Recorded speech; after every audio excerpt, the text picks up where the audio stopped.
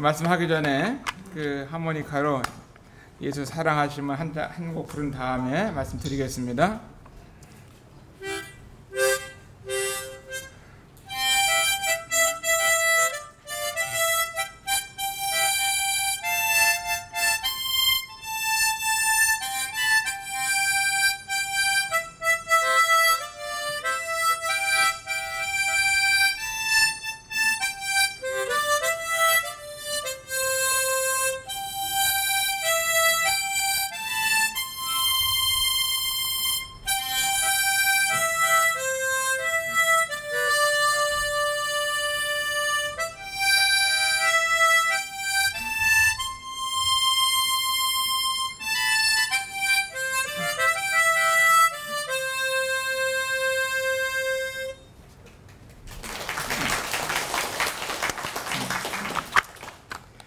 감사합니다.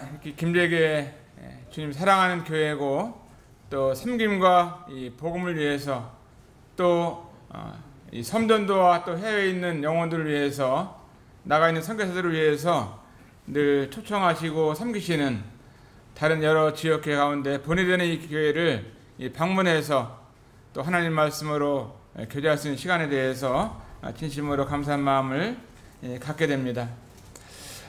늘 자주 와서 볼 때마다 이 교회가 너무나 아름답고 또 무엇보다도 또 성도님들께서 주님을 사랑하시고 섬기시는 모습은 한국의 어떤 다른 교회보다도 따라갈 수가 없는 것 같아요. 한국의 여러 모임들이 230개의 교회가 있지만 이 김제교회는 이 섬김과 사랑이 풍성한 교회다, 이렇게 지금 말씀을 드리고 싶어요. 맞나요? 네. 맞지요? 제가 한국의 많은 교회들 다녀봤기 때문에 알 수 있어요. 이 김제교회는 사랑이 풍성한 교회고, 어제 요한이가 그러더라고요. 김제교회 오니까 너무 좋다고, 불고기도 너무 맛있고 과자를 한 보따리씩 두 보따리씩 과자를 주고 또 음료수를 주면서 차에다 실어 나오면서 요한이가 이렇게 많은 교회는 가보지 않았지만 김제교회 너무 좋다고 얘기를 하는 거예요. 저도 요한이처럼 이 김제교회가 좋습니다. 아이들을 이제 9명을 입양해서 키우게 된 것이 참 하나님의 은혜다, 이런 마음이 들고, 이와 같은 일은 이제 복음을 위해서 하나님께서 잃어버리는 한 명의 영혼이라도 어떻게 하면 그들에게 복음을 증가할 수 있는가, 이것이 여러 가지로 할 수 있습니다. 뭐 방송을 통해서 전도할 수 있고, 교회에서 복음 집회를 할 수 있고, 또 선교를 나가서 할 수도 있고, 또 여러 가지 있지만 저희 가정은 아이들을 집에다가 입양해서 9명을 해마다 말씀을 보면서 기도하고, 또 수요일날, 금요일날, 또 주일날 교회를 같이 다니면서 아침에 일어나면은 기도하고 말씀 보고, 또 저녁 잠자기 전에도 아이들에게 하나님 말씀을 들려주면서 이 복음을 전하고 있습니다. 그래서 이제 큰아이가 구원받고 또 침례받고, 또 둘째 모사가 또 구원받고 침례받고, 셋째 에스더가 또 구원받고 큰딸이 침례받고 어느 대학을 2학년 다니고, 또 모사가 구원받고 침례받고, 또 찬영이도 이제 구원받고 침례받고, 이제 사무엘, 다니엘, 그 다음에 사무엘하고 다니엘 밑에 요한이, 그 다음에 요셉이가 남았는데 4명도 이제 구원받고 침례를 받을 수 있도록 기도해 주시면 좋겠습니다. 제가 어느 날 이제 주님의 은혜 가운데서 오늘은 이 하나님 말씀을 사랑하는 주님을 섬기는 삶이다 하는 주제를 가지고 말씀을 드리고 원합니다. 사랑하는 주님을 섬기는 삶, 얼마나 아름다운 이 주제예요, 그죠? 사랑하는 주님을 우리가 섬긴다고 하는 것이 너무나 아름다운 것입니다. 우리가 주님이 우리를 사랑하셨지만 또 우리도 주님을 사랑하면서 이 땅을 살아갔는데, 주님을 섬기는 삶보다 아름다운 삶은 없다고 믿어집니다. 제가 젊은 날 24살 때 이제 군대에서 군대 생활을 하고 있었습니다. 그래서 이제 말년 휴가를 이렇게 1년 전에 휴가를 나오게 되는데, 휴가를 나오게 될 때 이제 성도님께서 우리 허자매를 이렇게 소개를 해줬어요. 아주 믿음이 좋은 자매가 있는데 자매를 한번 만나보면은 뭐 좋겠다 하면서 이렇게 소개를 해줘가지고 이제 만나게 됐어요. 둘이 만났는데, 만나가지고 제가 군대에서 군복을 입고 나와가지고 딱 자매를 만나니까 얼마나 좋아요. 군대에 있을 때는 뭐 여자 구경도 못하고 할머니 구경도 못하고 남자들만 있는데 군대 생활 이렇게 하다가 자매를 이쁜 자매를 만나니까 뭐 볼 것도 없이 너무 좋더라고요. 그 연애나 중매는 군대 있을 때 해야 될 것 같더라고요. 이 군대에서 나오면은 뭐 자매들도 많이 있고 할머니들도 많이 있는데 그 여자들이 없을 때 군대 생활 강원도 양구에서 군대 생활 했는데 군대 생활 하다가 이제 말년 휴가를 나와가지고 자매를 만났는데 자매가 머리가 긴 머리 얼마큼 히프까지 긴 머리를 길게 길렀어요. 그래 우리 자매가 이렇게 하면은 너무 마음이 반해는 거예요. 뭐 얼굴 보자도 머리가 긴 것만 봐도 너무 좋아가지고 자매를 처음 만났을 때 저는 사랑한다고 얘기를 했어요. 왜냐하면 너무가 주님을 사랑하는 자매였어요. 그 전에도 소문을 들었기 때문에 알 수 있었고 또 보니까 너무 좋더라고요. 그런데 이제 자매를 만나가지고 마음 가운데 너무 좋은 마음을 표현하고 나는 자매님하고 결혼하고 싶다고 24살 때 이렇게 고백을 드렸어요. 근데 우리 자매는 고백을 듣고도 1년 동안 이 고백에도 반응을 보이지 않고 날마다 군대를 갔을 때 편지를 써줬는데 1년이 365일이잖아요. 근데 우리 자매는 하루도 안 빠지고 365일 동안 하루에 한 장씩 편지를 쓴 자매가 이렇게 여기 와서 있잖아요. 박수 한번 드리죠. 뭐. 아무리 뭐 사랑한다고 얘기했지만 사랑한다는 얘기는 안 했지만도 날마다 편지를 써주는 거 보면은 그래도 10%는 마음에 있는 거 아니겠어요? 그래서 저는 편지를 받으면은 아무리 힘든 훈련을 받아도 너무나 기운이 나고 뭐 훈련을 가든 파병을 나가든 또 뭐 여러 가지 힘든 군대 생활 할 때 편지 한 장만 받으면 너무나 기운이 나고 또 기쁨이 있었고 이 교제가 되니까 너무 좋더라고요. 그래서 작은 월급 그때는 저희가 월급을 3,000원, 4,000원 탔었을 때입니다. 거기서 좀 아껴가지고 손수건도 선물로 보내주기도 하고 이렇게 했었어요. 정말 주님께서 은혜 가운데 이렇게 자매님을 만나게 되었고 그다음 군대에서 제대를 한 다음에 이제 결혼하려면 직장이 있어야 될 것 같더라고요. 그래서 서울로 직장을 인쇄소를 다니고 있었습니다. 인쇄를 다니고 있다가 이제 6개월 되었을 때 아버님께서 이렇게 돌아가셔서 어떻게 하면은 이제 믿음의 가정을 세워서 하나님을 찬송하는 가정 또 하나님 앞에 기도하고 함께 교회를 다니면서 믿음의 가정을 세우기를 원했는데 주님이 마음의 소원을 이루어 주셔서 25살에 결혼을 하게 됐어요. 잘했어요? 네. 잘했지요. 하나님께서는 이제 남자 여자 일찍 결혼하기를 원하시는 겁니다. 그래서 믿음의 자녀들을 낳아서 기를 때 하나님은 다음 세대의 믿음이 이어지기 때문에 오늘날 사탄은 자꾸만 나중에 가라 하는데 이 결혼은 일찍 해야 되는 거예요. 그래서 이제 주님 안에서 결혼해서 살고 있었는데 아내가 저에게 얘기를 했습니다. 아이를 이렇게 입양해서 키우면 좋겠다. 저는 이제 학생 때부터 또 학교 다닐 때 처녀 때 주일학생들, 학생들, 청년들을 가르치면서 교사를 했는데 또 주일학교에서 가르치다가 보면 중학교 가면 아이들이 교회를 안 나오고 또 중학교들 전도해서 나오면은 고등학교 만나고 하다 보니까 그냥 아이들을 입양해서 키우면 좋겠다고 얘기를 해가지고 뭐 한 번만 했으면 안 했을 텐데 날마다 이런 얘기를 하는 거예요. 그럼 날마다 저는 안 된다고 힘들다고 얘기를 했는데 힘들지만 얼마나 이것이 하나님 기뻐하는 일이냐고 하면서 저한테 얘기를 했습니다. 그래가지고 아이를 입양이 됐는데 아이를 하나 낳아서 이제 입양을 해서 기르고 있는데 어느 날 인도에서 존 프란제님이 오셔가지고 그런 얘기를 하는 거예요. 여러분들이 결혼해서 아이들을 한 명 낳고 기르면은 뭐 2명 왜 안 낳냐면 힘들어서 안 낳는다고 그랬는데 하나님 힘들으냐? 애기 우리가 하나 낳는다고 하나님 힘들겠어요? 그 하나님 안 힘들다 그랬더니 아니 하나님 믿는 사람이 하나님 안 힘들은데 왜 힘들다 그러느냐? 하나님을 믿는 사람은 하나님이 안 힘들으면 안 힘든 거고 하나님 힘든 건 힘든 거다 하면서 뭐 3명 낳으면 힘들으냐? 하나님 우리가 4명 낳으면 하나님 힘들으냐? 하나님은 안 힘들다. 그랬더니 걱정하지 말고 하나님을 의지하고 살으라고 이런 얘기를 하더라고요. 그래서 그 말씀을 듣다 보니까 걱정은 안 되긴 안 되는데 너무 걱정이 될 때가 있는 거예요. 어느덧 31년 전부터 이렇게 하나님의 은혜로 결혼해서 제가 원했던 것보다는 자매의 마음 가운데 생명을 위해서 살아가고자 하는 이런 마음이 더 있었기 때문에 이제 결혼해서 아내와 날마다 싸우는 것보다는 아내가 얘기하는 것을 알아듣고 아내는 이걸 원하는구나, 이런 얘기를 들을 때 아내의 마음을 헤아려 가지고 전라도 나주에서 아이를 2명 입양하고 요한이는 충청도 홍성에서 또 경기도 용인에서 이렇게 해가지고 팔도강산에서 인천에서 하다 보니까 우리 아이들을 다 다른 데서 태어났지만 제가 친자로 양자로 삼아가지고 입양을 해서 기르고 있습니다. 이와 같은 일을 위해서 우리 허전명한테 수고가 많은데 하루에 빨래도 막 3번씩 해야 돼요.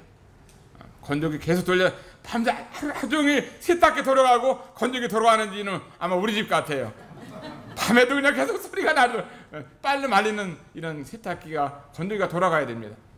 여하간 주님의 은혜 가운데서 이렇게 주님을 사랑하는 마음을 가지고 있기 때문에 이와 같은 일을 하고 있는 것입니다. 우리들의 믿음의 선조들을 보면은 조지 물러는 62년 동안 수만 명의 코아를 위해서 그는 평생을 살았는데 가장 존경받는 인물이 조지 물러입니다.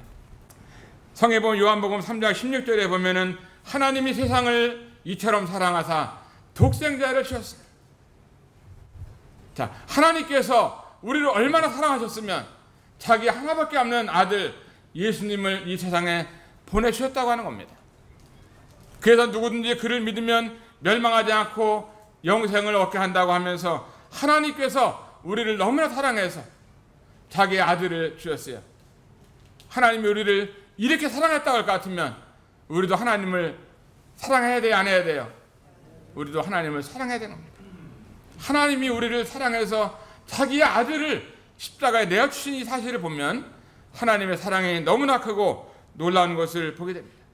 우리가 이 예수님을 마음에 믿고 구원받아가지고 언제 이 세상을 떠난다 할지라도 이제 눈물도 없는, 슬픔도 없는, 고통도 없는 하늘나라에 갈 수 있다고 하는 이 사실이, 이 놀라운 소망을 우리에게 주셨다고 하는 것이 얼마나 하나님 앞에 감사한지. 하나님이 우리에게 구원해 주셨어요. 또 하나님 우리에게 선물을 주셨습니다. 하나님 우리에게 아들을 주셨어요. 하나님의 놀라운 사랑을 우리만큼 받은 사람이 이 지구상에는 없는 것입니다. 우리가 하나님을 사랑하는 이 교회에서 하나님을 섬길 수 있는 이 놀라운 특권을 받게 됐는데 얼마나 하나님 앞에 감사한지 이 아침에 오늘과 하나님 앞에 예배 드릴 수 있는 이 사실에 대해서도 감사를 드립니다. 저는 어린 시절에 이 요한복음 3장 10절을 말씀을 듣고 말씀을 외우면서 너무 좋은 말씀이라 내가 영어로도 한번 이거 암송을 했어요. 영어로 암송하기 쉽지 않아요. 한글로 암송하기도 쉽지 않은데 영어로 하려면 이게 힘들어요.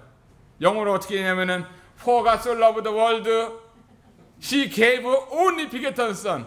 하나님이 세상을 이처럼 사랑하사 독생자를 주셨다. Only begotten Son. Only는 단지 하나밖에 없는 아들을 주셨다고 하는 것입니다. 그래서 누구든지 그를 믿으면 Whoever believed in Him, He have 가졌는데 뭘 가졌냐? Everlasting life. 영원한 생명을 가졌다는 거예요. 예수님을 믿기만 하면 영생을 갖는 것입니다. 예수님을 믿으면 구원을 받는 거예요. 예수님을 믿으면 은혜를 받는 것입니다. 그러나 예수님을 믿지 않으면 우리가 예수님을 믿지 않으면 우리는 영생을 얻을 수가 없는 것입니다. 요한복음 3장 36절에도 보면 아들을 믿는 자마다 영생이 있고 아들을 순종치 아니한 자는 영생을 보지 못하고 하나님의 진노가 그 머리 위에 머물러 있다고 말씀하고 있습니다. 하나님의 아들이 얼마나 중요한지, 하늘나라 가는 길은 예수님을 통해서만이 하늘나라 갈 수 있는 것입니다. 요한복음 5장 24절에도 보면은 내가 진실로 진실로 너에게 이르노니 내 말을 듣고 나 보내신 이를 믿는 자는 영생을 얻었고 믿는 자는 영생을 얻었고 심판에 이르지 아니하나니 사망에서 생명으로 옮겼느니라. 너무나 분명하고 확실한 말씀이 하나님의 말씀에 그냥 구절구절 나와 있는 겁니다. 확실한 말씀, 분명한 말씀, 하나님의 말씀, 그 한 구절의 말씀을 가지고도 우리는 구원을 받을 수 있고 구원의 확신을 얻을 수가 있습니다. 요한복음 6장 34절, 마태복음 6장을 한번 보겠습니다. 마태복음 6장 34절. 여기 보면 내일 일을 마태복음 6장 34절 내일 일을 위해 염려하지 말라. 내일 염려할 것이 한날 기름은 그날에 족하니라 이렇게 말씀하셨는데, 우리의 삶 가운데는 염려하지 않고 사는 것은 하나님을 의지하고 또 내일은 내일이고 오늘은 주님을 열심히 섬기면 되는 것입니다. 이 성에 보면은 보리떡 5개, 물고기 2마리를 주님 앞에 드린 어린아이가 나오고 있습니다. 그때 예수님께서 큰 무리를 바라보셨을 때에 이제 목 잡는 양같이 이들이 길을 잃은 것처럼 주님은 불쌍히 여기는 마음을 가졌습니다. 이제 해는 저물어가는 이 시간 가운데, 빈들이고 저물어가는 그 시간 가운데 수천 명의 사람들이 이 산에 있었습니다. 그러니까 이제 배가 고프고 이와 같은 시간들이었을 때 주님께서는 이제 이들에게 먹을 것을 주라고 주님이 말씀하셨어요. 그랬을 때 이제 어린아이가 주님 앞에 이 보리떡 5개, 물고기 2마리를 드렸는데, 이제 이 드린 걸 가지고 5천 명이 먹고 12광주리가 남는 놀라운 기적이 마가복음 6장에 나오고 있습니다. 마가복음. 근데 이 어린아이를 바라볼 때 어린아이도 자기가 배고프잖아요. 아마 점심도 안 먹었을 것 같아요. 그 점심도 안 먹고 저녁도 안 먹었을 때 얼마나 배고프겠어요. 어머니가 싸준 도시락, 이제 자기 먹으라고 싸준 도시락을 주님 앞에 드린 것입니다. 이거 어린아이가 자기 것을 주님께 드린다고 하는 것이 얼마나 귀한지, 우리의 삶을 통해서 어린아이를 통해서 주님 앞에, 사랑하는 주님 앞에 드리는 이 어린아이를 보면서 주님 앞에 감사한 마음이 듭니다. 이 어린아이가 얼마나 유명한지 어릴 때부터 부모님에게 받은 이 교육을 통해서 주님 앞에 드리는 것에 대해서 또 다른 사람에게 주는 것에 대해서 이 어린아이가 배웠기 때문에 드릴 수가 있었다는 것입니다. 어떻게 보면 이 세계에서 가장 유명한 아이가라면 누구냐? 보리떡 5개, 물고기 2마리를 드린 아이가 아마 이 지구상에서 가장 유명한 아이라고 저는 믿습니다. 한국에서도 미국에서도 영국에서도 세계 모든 나라에서 이 말씀을 보면서 지금도 수천 년이 지나갔지만 어린아이에 대해서 말씀을 드리는 거예요. 자기의 것을 주님께 드리는 것, 이것은 사랑하는 주님이 얼마나 귀하면 어린아이가 드린 것에 대해서 주님은 성경의 마태복음, 마가복음, 누가복음, 요한복음, 사복음서에 이 사실을 다 기록해 놓은 거예요.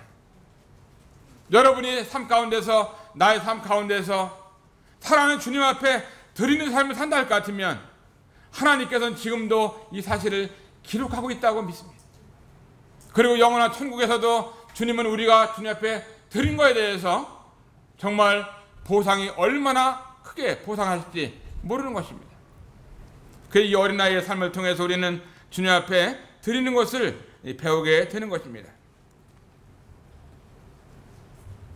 이 구원받은 다음에 우리는 이 믿음이 성장해야 되잖아요. 그러면 하나님 앞에 드리는 삶에 대해서 우리가 배웠다고 하면은 이 배운 것을 가지고 이제 한번 배운 것을 실천하는 것이 믿음 생활이 성장하는 것입니다.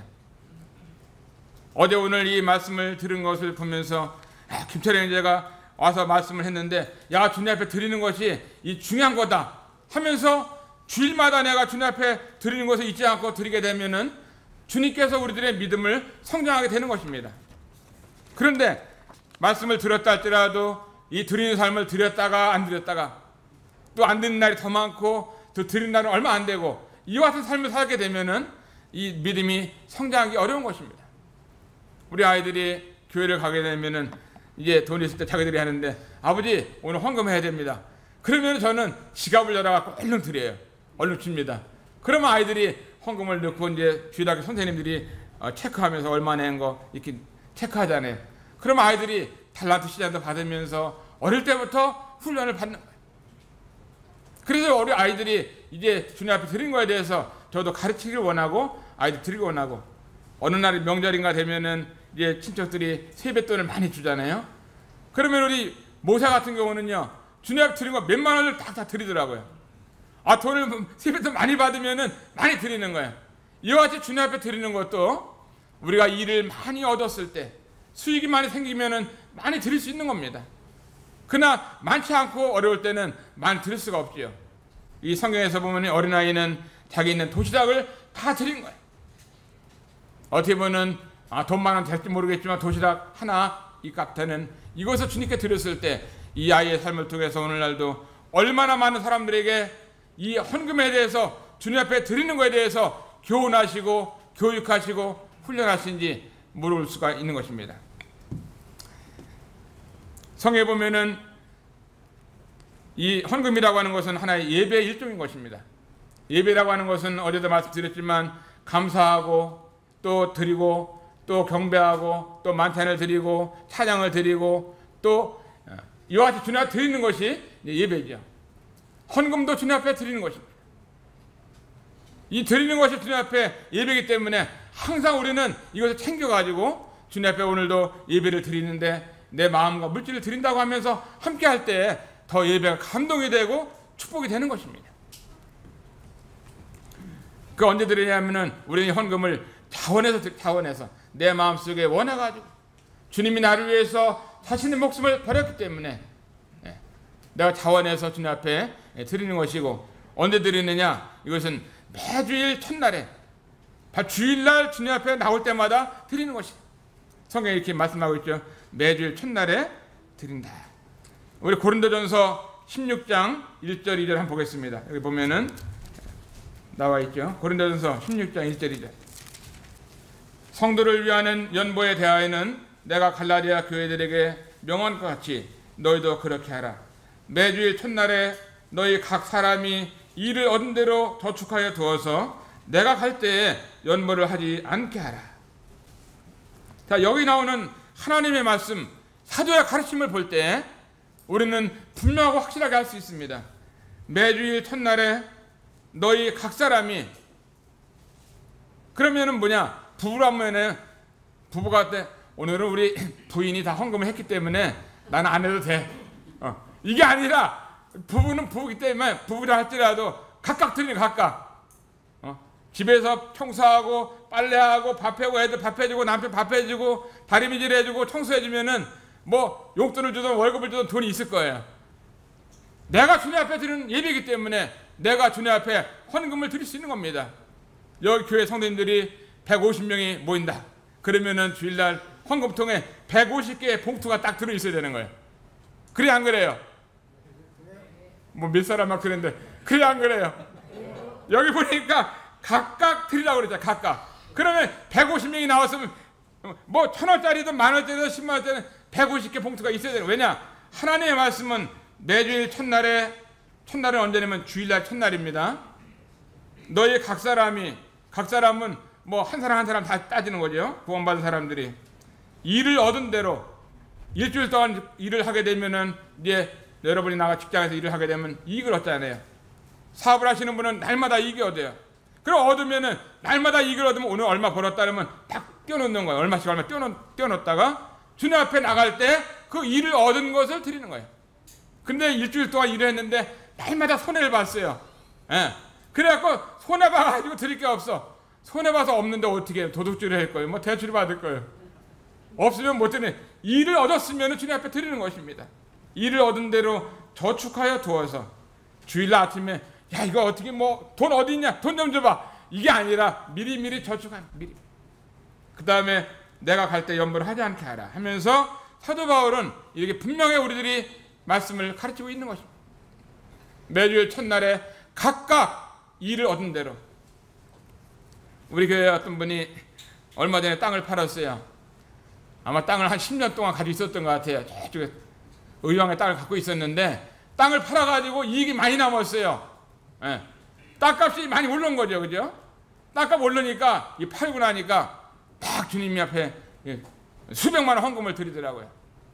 그다음에 저기 뭐 남아공에 예비당 짓는데 지금 돈이 없어가지고 예비당을 다 못 졌다 이렇게 하니까 거기다 수백만 원 헌금하고 헌금을 여러 번 이렇게 해가지고 교회도 헌금해갖고 그달은 헌금이 계정이 한참 많이 올라갔어요. 왜? 땅을 팔아가지고 이익을 얻어가지고 주님 앞에 이렇게 물질을 많이 드린 거예요. 자, 10년이나 20년 동안 땅을 가지고 있다가 팔았어요. 그 이익을 많이 남았어요. 그럼 헌금을 드려야 돼, 안 드려야 돼요? 드려야죠. 그냥 주님 건데 그걸 한 번에 다 쓰면 안 되잖아요. 다른 애 드린다 할지라도 주님 앞에 먼저 드리고 난 다음에 쓸 수도 있는 것입니다. 이런 걸 보면서 주님 앞에 얼마나 감사한지 우리는 주님 앞에 일을 얻은 대로 저축하여 두어서 이렇게 드리는 것입니다.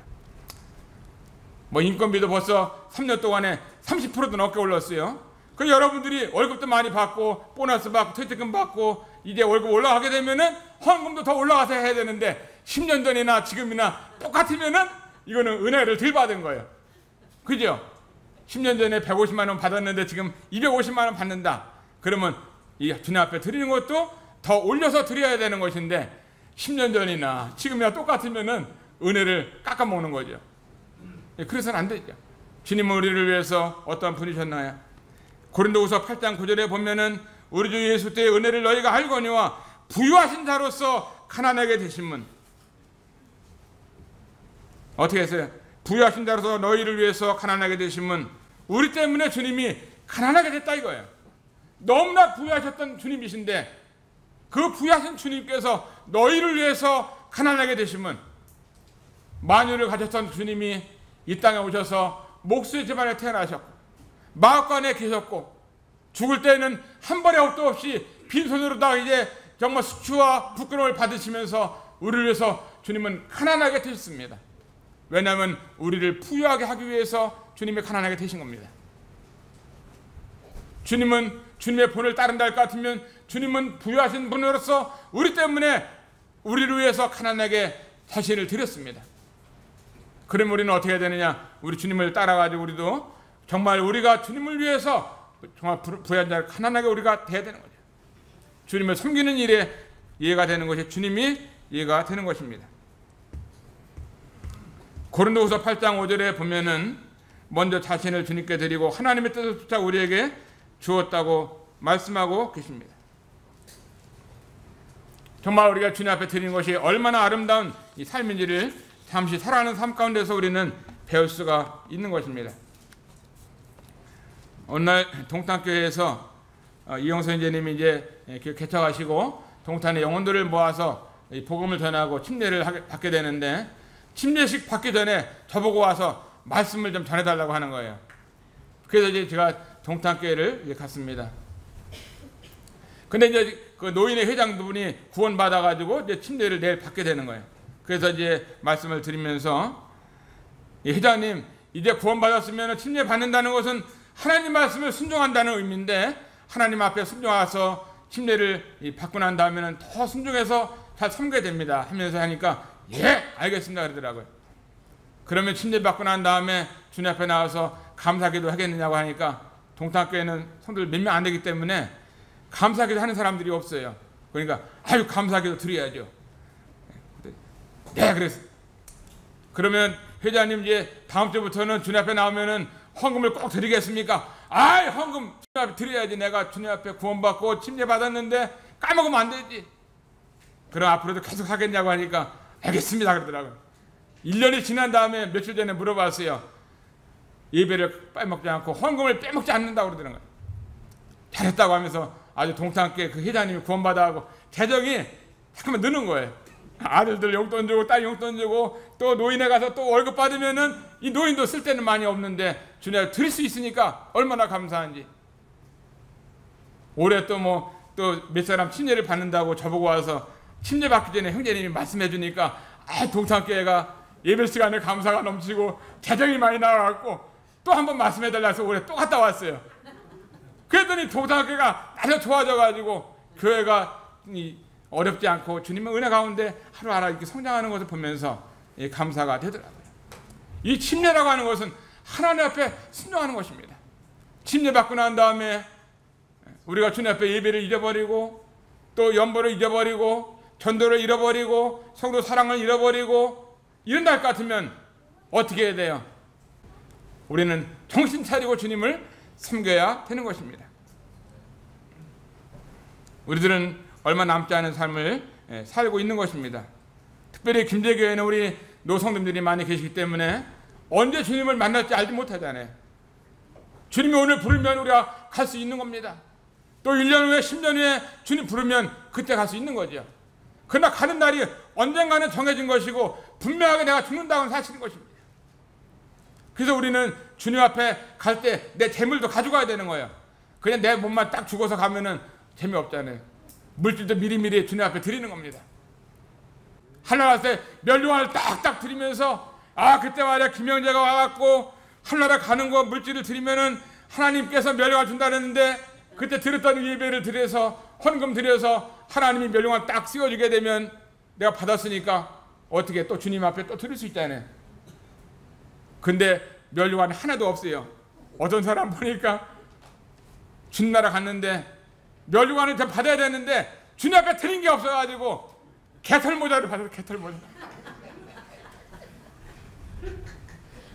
이 개털 모자를 받으니까 개털 모자를 주님 앞에 드릴 수가 없는 거예요. 나를 사랑하는 주님, 나를 위해서 목숨 버리고 피 흘린 주님 앞에 개털 모자를 드리려고 부끄러워가지고 딴 사람들은 그냥 멸류관을 드리는데, 전도의 멸류관, 예배의 멸류관, 헌신의 멸류관을 드리는데 5가지 멸류관 있잖아요. 드린 게 하나도 없어갖고 개털 모자를 드리려고 그러니까 부끄러워가지고. 개털 모자 받지 마세요. 어떤 사람이, 두 사람이 이제 하나를 갔는데, 한 사람은 부자인데 그 부잣집에서 종살이 하는 종이 같이 하나를 가서 천사가 안내를 하는데, 천사가 종한테 얘기를 했대. 이 종은, 종이 살 집이 저기 보이는 반짝반짝한 집이 이 종이 살 집이라고 하면서 하니까, 부자는 뒤에서 야, 우리 집에 살던 이 종이 이렇게 집이 좋다고 하면은 내 집은 얼마나 좋을까, 이렇게 꿈을 꾸고 있었는데 이제 종의 집에 가니까 너무나 문짝부터 길부터 너무나 좋은 거예요. 왜 좋냐면 이 종은 이 땅에 사는 동안에 예배를 잘 드리고 헌신하고 주님 앞에 연보도 잘 드리고 선교를 위해서 복음을 위해서 열심히 살아가지고 이 주일날 나갈 때마다 주님 앞에 드렸는데, 이것이 주일날 갈 때는 황금으로 다 변한 겁니다. 황금으로. 그래갖고 이 종이 드린 걸 가지고 집을 줬다는 거예요. 그런데 이 부자는 가긴 가는데 주일날 맨날 빼먹고 헌금을 어떻게 안 드리려고 하고 하다 보니까 한나라 매일 계속 뭐 보내야 되는데 보내는 게 없습니까? 이제 부자가 천사님 내 집은 어딥니까 하고 같이 가는데 한참 구석으로 가는데 집이 오두막에 조그만 집이 있는데 문짝도 그냥 시원찮고 중고품으로 해가지고, 왜 그러냐니까 네가 세상에 살 때 맨날 중고만 드리고 깎아먹고 드리지 않고 하다가 집을 짓다 말았는데 종 때문에 종이 주인님 교회 갑시다 하니까 가고, 주인님 헌금 좀 드려야죠. 헌금 드리냐? 조금씩 드리고 하다 보니까 집을 짓다 말아가지고, 우리가 주님나라 가면은요, 제가 얘기한 것을 하나야 뭐 그냥 웃음이 아니라 우리가 구원받는 것은 믿음으로 은혜로 다 받는 거예요. 그러나 주님 앞에 상 받는 거, 상 받는 거, 성도들이 상을 받는데 아무나 상 받는 게 아니라 주님을 섬긴 대로, 행한 대로, 믿음대로, 드린 대로 받는 거예요. 아멘인가요? 아멘. 어떤 사람은 뭐 구원도 행한 대로 받는 뭐 이런 사람은 잘못되겠지만, 상 받는 문제에 대해서는 주님 앞에 드린 것만큼, 행한 것만큼, 섬긴 것만큼 받는 것입니다. 이것은 분명한 거예요. 힘은 대로 받는다고 주님이 말씀하고 계십니다. 마태복음 6장 19절 보겠습니다. 마태복음 6장 19절. 우리 주님이 하신 말씀인데 우리가 잘 기억하고 있어야 돼요. 마태복음 6장 19절. 다 있으면 다 같이 한번 읽어보겠습니다. 시작. 너희를 위하여 보물을 땅에 쌓아두지 말라. 거기는 좀과 등록이 해하며 도적이 구멍을 뚫고 도적질 하느니라. 20절. 오직 너희를 위하여 보물을 하늘에 쌓아두라. 거기는 좀이나 등록이 해하지 못하며 도적이 구멍을 뚫지도 못하고 도적질도 못하느니라. 네 보물이 있는 그곳에는 네 마음도 있느니라. 이것은 우리 주님께서 산상수훈 가운데 하신 말씀이신데, 너희를 위해서 보물을 하늘에 쌓아두라 말씀하셨습니다. 우리가 주님 앞에 헌금을 드리고 드리는 삶을 사는 것은 주님을 위해서 하는 게 아니에요. 바로 우리를 위해서 하는 것입니다. 우리를 위해서. 우리가 주님 앞에 칭찬과 멸류관을 받을 수 있기 때문에, 주님을 섬겼었을 때 주님 앞으로서 보상을 받기 때문에 주님은 너희를 위해서 보물을 땅에 쌓아두지 말고 하늘에 쌓아두라고 말씀하고 있습니다. 하늘에 쌓아두는 것이 뭐냐? 주님 앞에 드릴 때마다, 교회를 나올 때마다 헌금 드리는 거, 이것이 바로 주님 앞에 보물을 하늘에 쌓아두는 거예요. 아시겠어요? 그래서 우리는 이 보물을 하늘에 쌓아두는 삶을 살 수 있습니다. 이 주님을 섬기는 얼마나 축복되는지 날마다 보물을 쌓아둘 수 있는 것입니다. 어떤 형제는 뭐 교회에서 이렇게 뭐 혼이 나가지고 교회에서 이렇게 말을 들어서 혼이 나가서 교회를 못 나가게 됐는데, 못 나갔는데 그냥 주님 앞에 드리고 싶어가지고 토요일 날이나 금요일 날 밤중에 와가지고 주일날 교회 못 나오게 했으니까 혼나가지고 못 나오니까 어떻게 해? 못 나왔지만 내가 주님 앞에 드려야 된다고 하면서 밤중에 나와서 헌금통에 헌금하고, 주님이 그 마음 아실 거예요. 이런 형제도 있더라고요. 주님 앞에 드리는 건 각자의 믿음이기 때문에 우리는 주님 앞에 이 열심히 드린다고 하는 것이 얼마나 놀라운 축복인지 몰라요. 저는 언젠가 캄보디아 이 껌푸tom을 갔었는데, 이 껌푸tom에서 이제 이 김마시 선교사님께서 예배당을 짓는다고 땅을 이렇게 사놨는데 거기를 보여주면서 여기 예배당을 질 거니까 기도 좀 해달라고 그러더라고요. 그래서 가신 분들이 일행이 쭉 돌아가지고 하나님 앞에 이제 기도를 해달라니까 어떻게 해요? 김명자가 좀 기도 좀 해주고 그러더라고요. 하나님이 껌복통에 여기 논을 샀는데 여기다 예배당을 짓는다는데 하나님 예배당을 잘 질 수 있도록 하나님 도와주세요. 예수님의 이름으로 기도합니다. 아멘. 딱 끝났어요.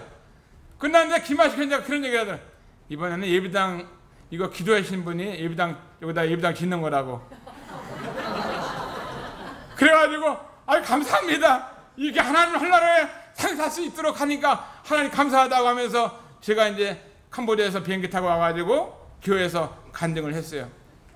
성도님들 우리가 아주 큰 축복을 받았는데 껌복통에서 이 땅이 이렇게 있는데 거기에 예배당을 짓는다고 기도를 나보고 해달라고 그랬는데 선교사님이 기도 끝난 다음에 하는 얘기가 거기 기도한 사람이 예배당 짓는 거라고 이렇게 얘기를 해가지고 우리 교회에서 이런 일을 해야 될 것 같다고 하면서 우리 교회가 하나님 앞에 복받았다고 이렇게 얘기를 했어요.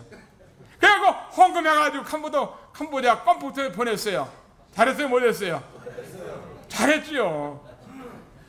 저 때문에 성도들도 상 받고 교회도 상 받고 단체로 상 받고 개인이 상 받고 딴 사람들은 부스러기잖아요. 그죠? 얼마나 좋아요. 주님 앞에 드리는 것이 얼마나 좋은지. 그런 얘기하니까 어떤 사람은 주식도 팔아가지고 헌금하고 뭐 이렇게 해서 팔아갖고 금반지도 팔기도 하고 이렇게 해가지고 캄보디아 껌복통에 예배당을 졌습니다. 내가 어떤 몽골의 울란바토르 예배당을 줘야 된다는데 돈이 1억 5천만 원 들어간다는 거. 1억 5천만 원.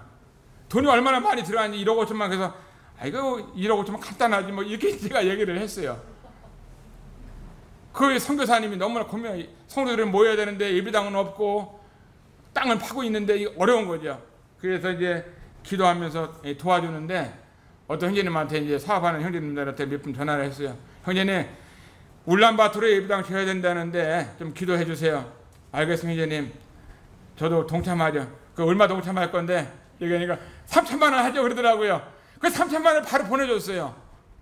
그 1억 5천만 안 되잖아요. 또 다른 분한테 전화를 형제님 울란바토르 예배당 짓는데 좀 기도 좀 해주세요 하니까 알겠습니다. 저도 기도하겠습니다. 얼마 할 건데 1,000만 원 이렇게 해갖고 몇 사람이 5천만 원 이렇게 되더라고요.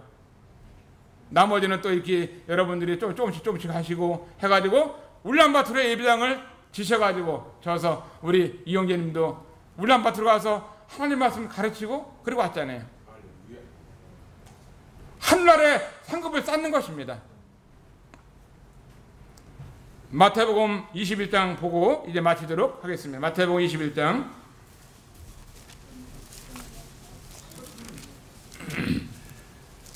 마태복음 21장 2절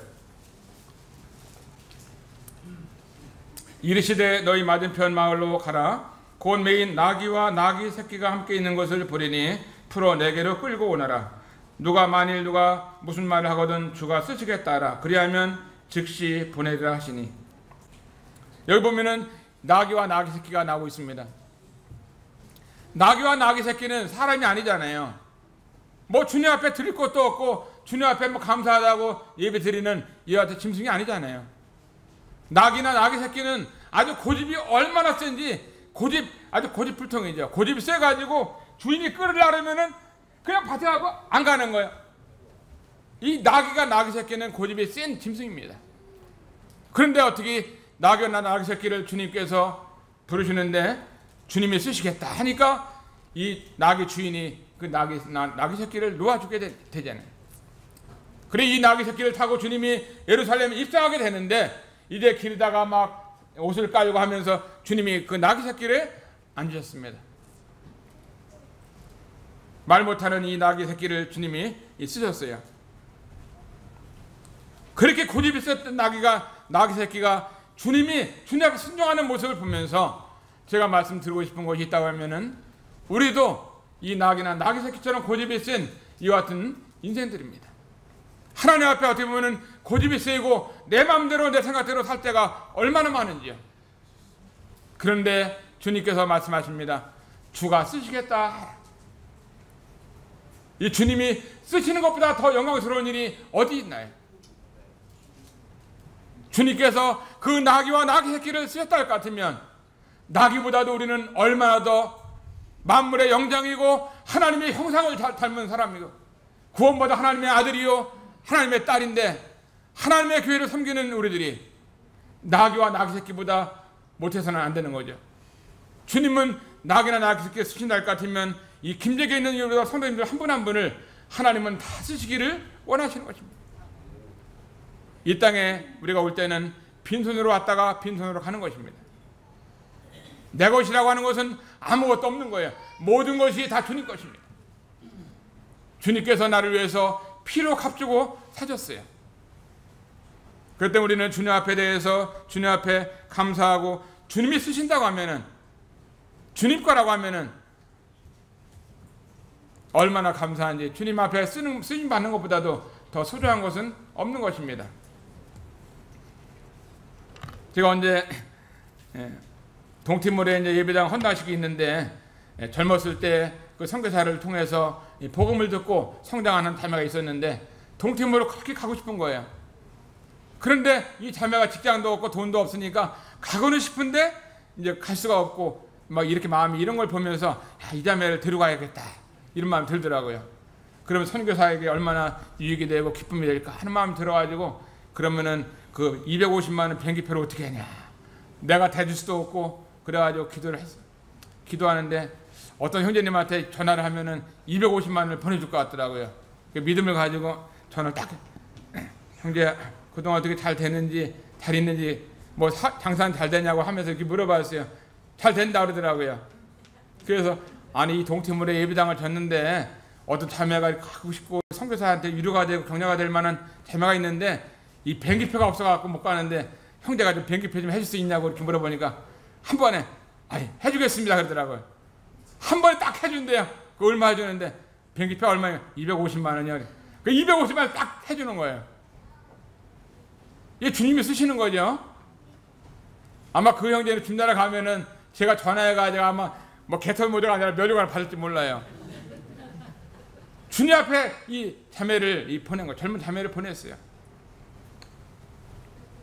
오늘 주님께서는 이 사랑하는 이 주님, 정말 이 교회가 얼마나 소중한지 사랑하는 이 주님을 섬기는 삶에 있어서 그 어린아이는 주님 앞에 자기 도시락 보리떡 5개 물고 2마리도 드렸습니다. 초대교회 성도들을 보면은 주님 앞에 날마다 주님 앞에 드리면서 이 주님 앞에 매주 첫날에 일을 얻은 대로 그때는 이 종들이기 때문에 돈도 많이 벌지 못하는 그 같은 초대교회 성도들이었습니다. 남의 집에서 종이나 살고 하기 때문에 돈도 많이 없죠. 그러나 주님 앞에 나올 때마다 그 어렵고 힘들었지만도 주님 앞에 드리면서 이렇게 은혜를 드리고 주님 앞에 물질을 드리고 헌금을 드렸어요. 오늘 이 말씀을 드린 대로 우리의 헌금 생활은 고린도 16장 1절에 나오는 말씀처럼 매주 첫날에 너희 각 사람이 일을 얻은 대로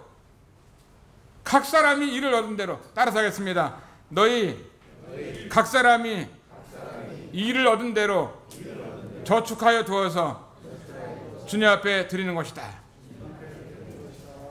우리 집에도 우리 어머니가 드리는 헌금 따로 있고 우리 아내가 드리는 헌금 따로 있고 내가 드리는 거 따로 있고 요한이 요셉이가 드리는 거 따로 있고 다 따로 드려요. 왜냐하면 하나님 말씀대로 우리가 섬겨야지 내 마음대로 섬기면 안 되잖아요. 이 사도들은 우리에게 이렇게 말씀을 가르쳤습니다.